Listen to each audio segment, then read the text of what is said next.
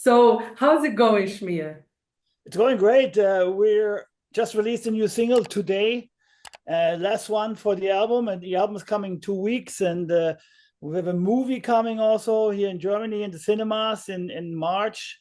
Hopefully later on also around the world, we will see. Yeah, there's a lot of stuff going on right now, so it's exciting. Yes, yes, I'm happy for you. So Destruction is about to release, as you say, it's your 16th album, right? Oh, Birth of Malice.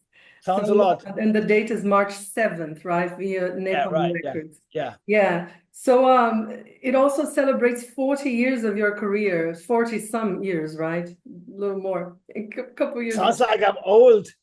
No, you're not old. You keep, no, this is the thing about metal. It keeps us young, That's right? very true. Yeah, that's Always, very right? So this thing about all the time that you have been in metal is referred to on the track Destruction, very well named, right? Which is like a heavy metal anthem. So looking back, did you ever think your career would be so long, last for so many years and so successful? And for the happiness of all of us fans out here.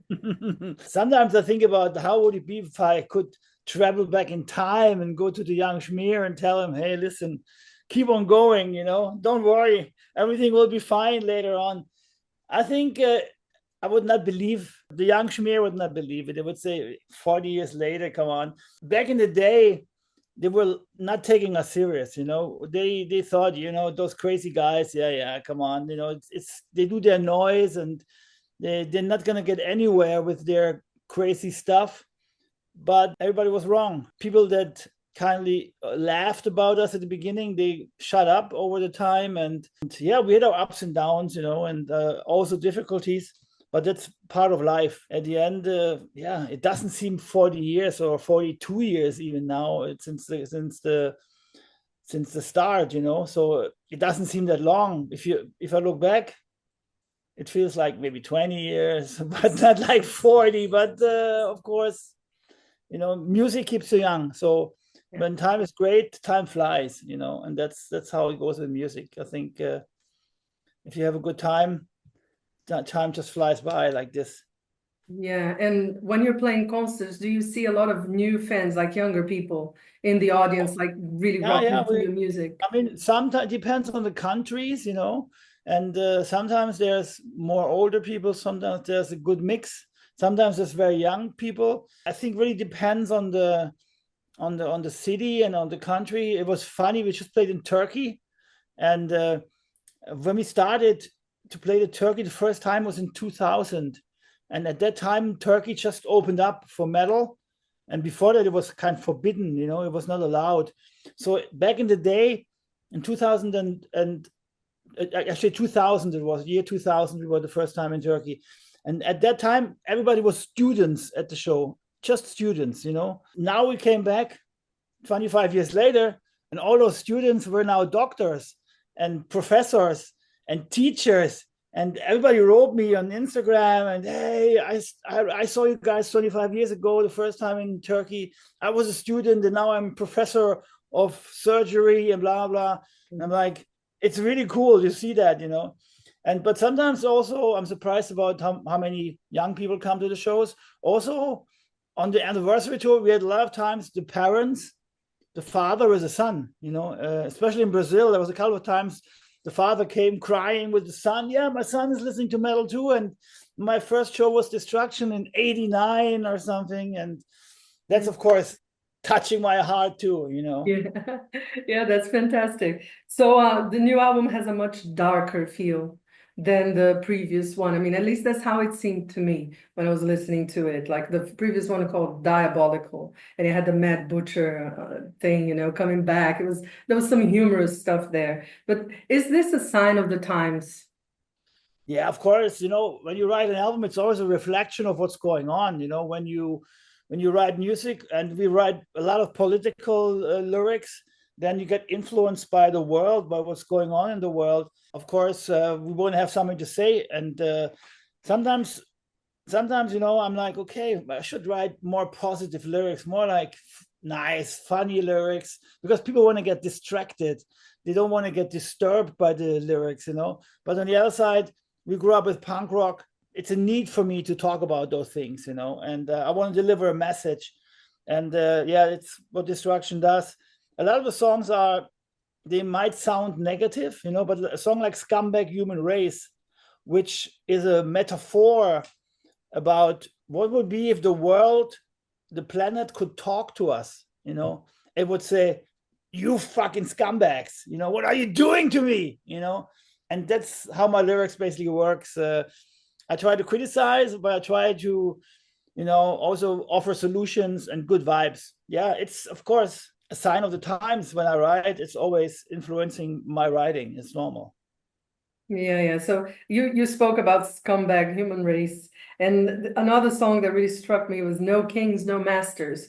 So these songs have a very rebellious kind of punk rock edge to it, right? And I remember once you told me that you were a punk rock kid when you were younger. And so how does that whole thing influence still? Because last album you did a GBH song, right? That's very present in throughout your career. I think hopefully people will always still hear the punk rock vibe in Destruction songs, because that's what we started with. All my friends were punks at that time when I was the only metalhead, and my friends were listening to GBH, Exploited, and Dead Kennedys, and I liked it too, but I was into metal, So that punk rock rebellious thing will always be there with Destruction, I think, and especially like a song like No Kings, No Masters. As a German, I could never imagine myself to obey a person, like people are obeying right now in America to Trump. I'm like, this is so far from me. I don't understand. I don't want to understand why people are so addicted to leaders, and to fake leaders, also to people that basically divide the crowd to conquer them, and that's why those songs are important. And for me, art also got to deliver a message, and that's what Destruction does basically. Yeah. So and you spoke of these leaders, these new leaders, and the fake stuff that they preach, especially through the internet, right? And you have a song about that. It's cyber warfare. It speaks to that. How can I say, to that new evil that has taken this? There's many ways how the internet is brainwashing the people. It's of course the fake news and the wrong messages and all the lies, but it's also an army of bots. Bots that are attacking over AI for certain keywords. We had the Russian war started, and we had to cancel Russia. So we posted a message on Facebook. We have to cancel Russia because of the war with Ukraine. We cannot go to Russia right now. And those bots, they kind of targeted our Facebook site, and we get 10,000s of comments, like trying to do this so-called whataboutism, like posting untrue facts about the war, like Russia didn't start the war, it's the fault of Ukraine, and here's the video. It was 10,000s of posts. We had to erase everything for 3 days. And then I was like questioning myself, like, oh my God, we're just a metal band from Germany, and we posted those keywords, and the Russian bots, they were attacking us like an enemy. They basically did this to the German newspapers. When the German newspapers posted stuff, there was all those people putting messages, for pro-Russia. And at that time, I understood how the modern warfare works. It's bots that shape opinions in the internet, and people don't understand that this is fake people that are spreading all those lies. You got to be aware that 50% of the internet is not true. 50% of stuff you read in the internet is lies. You got to question it. You got to source it. You got to find out. And that's what I want to say with a song like Cyber Warfare. I experienced this, and I was shocked about the power of this bot army, basically. Yeah, I did not know you had experienced it. But what about AI? Do you think that AI will help regulate things someday? Oh, AI would definitely help to regulate things. If we don't overuse it, it's a great tool. It can help us in medicine, and in many ways. So it's actually a great thing for the future of mankind. We just have to make sure that people don't take advantage of it just to make more money. It's a great tool for humans to have a better life if we allow it to grow, and if we have to kind of control it, of course, we need laws about it. You know, if I look to America right now and I see Trump, I'm like, this is not going to be a good thing in the hands of this guy, you know. But at the end, I'm still hopeful, you know, that people are going to learn and use it, because we have those movies, you know, The Matrix, and we have Terminator is the best example. You know, we all saw those movies and we're like, this is not going to happen to humanity. But of course, if you overuse AI, it could happen, you know. But maybe if the computer was to overtake humanity, it would be a better world. Who knows? Because computers, they're not jealous, they're not cruel. Computers are not greedy. They will think logical, you know. Maybe we need them to rule us. Who knows? Time will tell. Still in the political realm of things. So Dealer of Death, that one you name a company. So it's a very brave song from that point of view. I point the finger. I might get in trouble for this, you know, but I had to say the name of the company, basically, you know, because in Germany, people don't know about this, you know. People think, oh, this company is a very well-known, important company for the German industry. And it is one of the biggest companies, but they have so much dirt and so much skeleton in the closet. We don't get to know that. It's not in the newspapers. It's not in the history books, you know. It's like under the table. And when I started, because this company has a lot of accidents also nowadays, like chemical accidents, you know, they pollute the air, they pollute the rivers, and nothing happens. And I'm like, why are they immune to our laws? Because they're such a big company, so powerful. Then I started research, and then I found out, you know, like there was a newspaper writing about this affair between German government and the company, A Chemical Romance, because the German government was closing their eyes and supporting them after the Second World War. So they've been rising. They even didn't change the name when they kind of manufactured the Nazi gas, you know. Actually, the crazy thing about it is that the people who manufactured the gas were the people that were kind of soldiers or people from the other countries, you know. So they were basically killing their own people manufacturing the gas, and they were working for free in labor, of course, you know. So it was it's a really nasty story, and it never got really wind up. It never got really cleaned, you know. People got some money after the war and said goodbye, go away, you know, like this. And that's something, you know, we should remember, because this is a sad part of European and German history.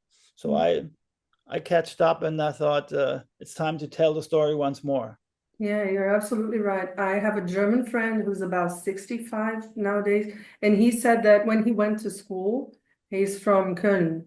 He said when he went to school, at school, you learned everything about the war and about what happened. But outside of school, no one spoke about it. At home with your family, that it was like a forbidden subject. You needed to learn it, but it wasn't discussed. It took at least one generation of people that were just like putting their head in the sand, you know, and the next generation then started to remember and started to rebuild the history also, and find out what was going on there, because people didn't really talk about it. Nobody wanted to talk about it because, of course, people had skeletons in the closet, and a lot of people were also ashamed, of course, you know.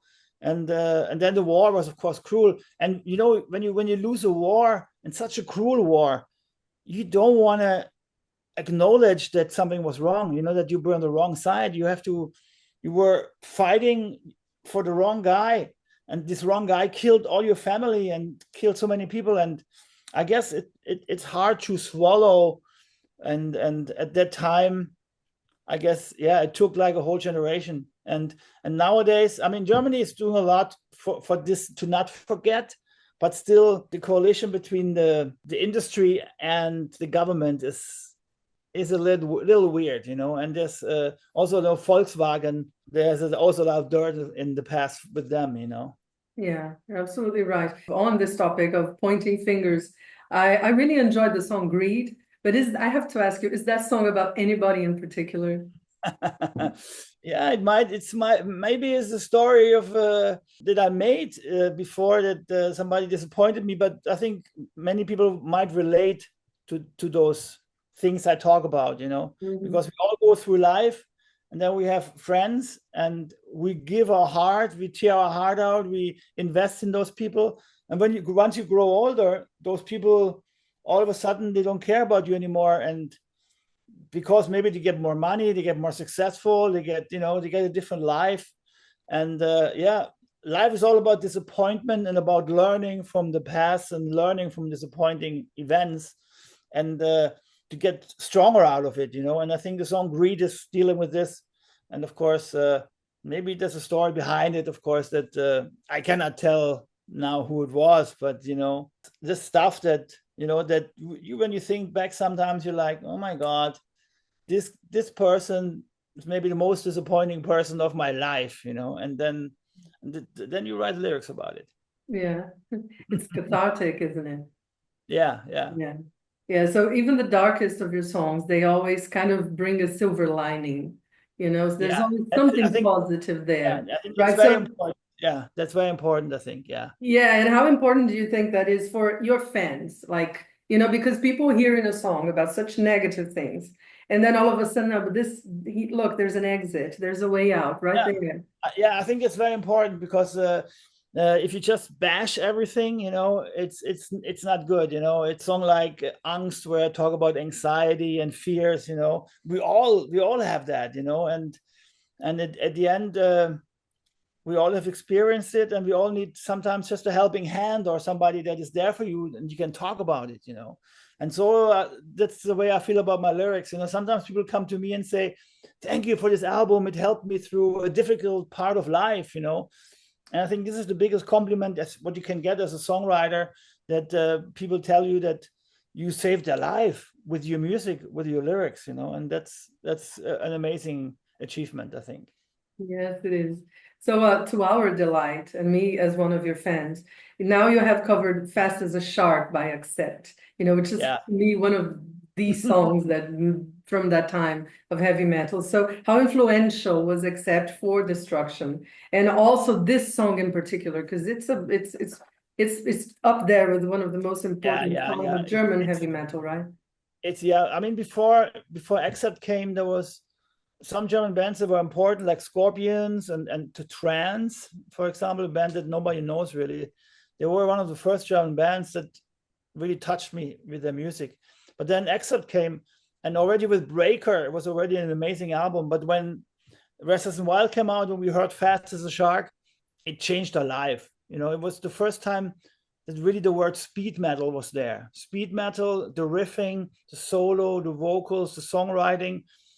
And the intro is making fun about conservative German country music, Yeah, and you kept it, which is great. Yeah, and you kept it because when I was a young kid, this was the revolution, the revolution against our parents and against the conservative music, against the conservative music of society at that time.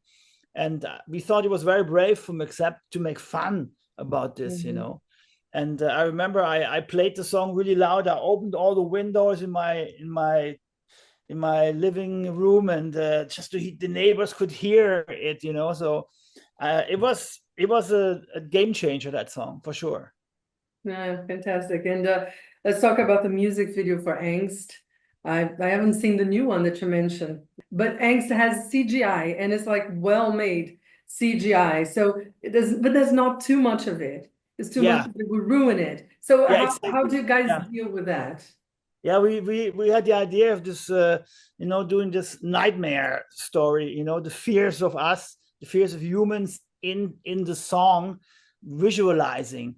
And we knew we had to use some special effects, and it wouldn't be cheap to do that. But then we said, okay, but we have to find a way to unite everything, to make it together. It's basically like a Hollywood movie, right? There's actors in there, and then there's the special effects, right? And that's basically how we did it. There's some actors in there, and then we had working with two companies. One was doing the special effects, and the other company was doing the filming, and then they worked together for everything. And it was the most expensive video clip we ever did. but we thought, you know, this grim special song needs a real cool video, and so then we invested some money for that, and it turned out really cool at the end, I think. And as you said, we wanted to find the balance, you know, to make it really like nightmarish and really traumatizing, but without being like, yeah, just special effects, right? It had to be a good mix of both. Yeah, and do you have any touring plans for the future that you can talk about? We're just building up the tour right now, and we have the summer festivals. We have some shows actually also now in autumn and in spring here, but we're gonna tour in autumn in Europe, and from that we will see. We have offers for Asia also. We want to go back to Australia. Hopefully we can come back to the States also, but we don't know about America actually, because Donald Trump is firing everybody. Which means immigration and visa is a big process that takes time and costs a lot of money. What happened now is that the visa costs for America just doubled. So it's $8,000 to get a visa for musicians now. And it takes up to 4 months. So it's very complicated now to get the visa process going. So we don't know yet if we can come back to the States this year. But I think we have a strong album, and you know, the fans seem to like the song so far. So hopefully we can play a lot of shows around the world, because there's still a lot of countries missing that we didn't play, like Scandinavia. We didn't play much in Scandinavia in the last years. Also on the last tour, we didn't play in Spain and Portugal. So we want to go back there. Yeah, there's still a lot of countries that we want to play on this tour. So hopefully we can make it happen with this album. Yeah, and so before we go, is there anything else you'd like to say to your fans out there? We filmed the video for Destruction in Brazil, in Sao Paulo, and that was a very magic day. It was actually a crazy day, but the fans made it magic with the show, and with the video filming. Everything went so smooth and so cool, and the video clip turned out so great. Yeah, I think this video will go down in history of Destruction, you know, because Brazilian fans were so enthusiastic and so supporting, and the video had really great response from all over the world. And there's a story that when we played in Istanbul in Turkey, when the video was out for 2 weeks, we played in Istanbul in Turkey, and before the show, the crowd started to sing "We're Destruction, We're Destruction," like the Brazilian fans, basically, you know.